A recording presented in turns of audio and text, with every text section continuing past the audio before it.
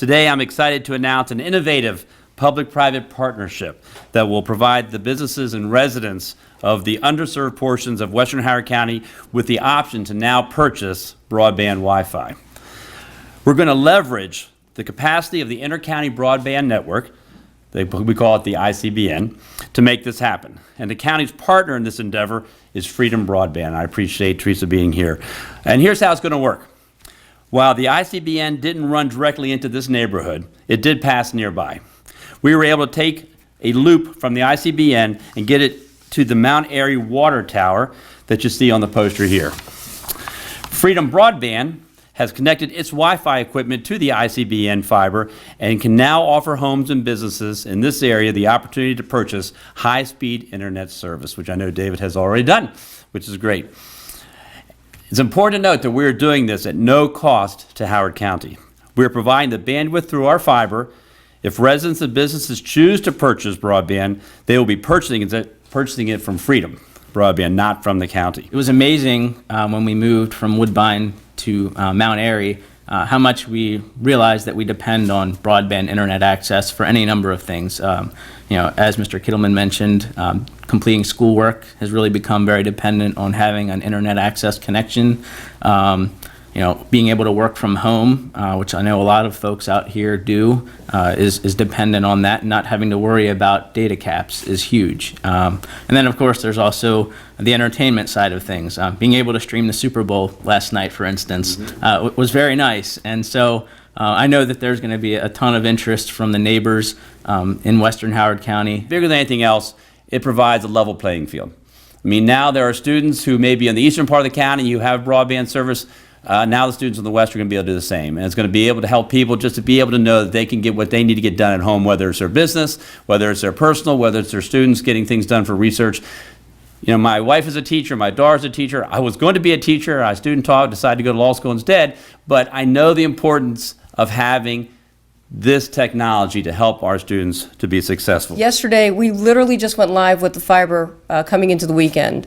And we put some settings on to be able to watch what the traffic was doing. And I said to David when I arrived, so David, how much data do you think you used since yesterday morning at 11 a.m.? And he said, oh, I don't know, a lot. I said, well, you used 125 gigs since yesterday. And why that's relevant is if you were to buy a Verizon wireless package for 100 gigs, it will cost you about $700. Wow. So the key is this is not just about quality of life or giving people the ability to do their schoolwork or their actual business from their home, but it is economically important because if you're spending $700 to be able to do all the things you need to do, that $700 you're not doing something else with. As a small business owner, it's very important, very crucial to have internet access. We have online banking to keep the cash flows going. And I was one of those people that moved out here from central Howard County, moved from Ellicott City to Mount Airy, Woodbine, and just assumed that the house had internet. And my wife is a computer person. She figured it had it too. We moved in, no internet. So she went to a hotspot, and that doesn't really fit the bill when you're trying to work from home and have a family business. And you have customers calling you all the time with emergencies. It's my understanding that we've estimated about 15,000 households in Howard County are underserved and lacking broadband in Western Howard County, as I said. With the right infrastructure and the partners, we believe a solution like the one that's happening for these folks right nearby here could reach 80% of those individual households. So it's big news. It's big news. It's not going to happen overnight. But it's a great start. I think the last couple of speakers really brought up probably the most important issue, and it helps on the transportation side too, is the need, is the ability to work from home. And while not all jobs afford it, certain jobs you have to have it, such as with Mr. Zepp and stuff, especially if you have a business such as his. But for many others, I'm able to to work from home because of the connection I have. I can't imagine not having it, and I know it's important. This is the top of what's called the Century Water Tower in Mount Airy. And these are what are called sector antennas. And then there is a backhaul dish.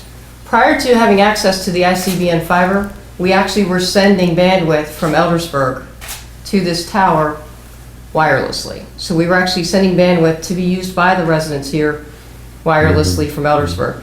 Having the ICBN fiber gives us more bandwidth, but it also gives us the ability to have more consistency, to be able to provide greater speeds. It's just such a big win for us and for the community.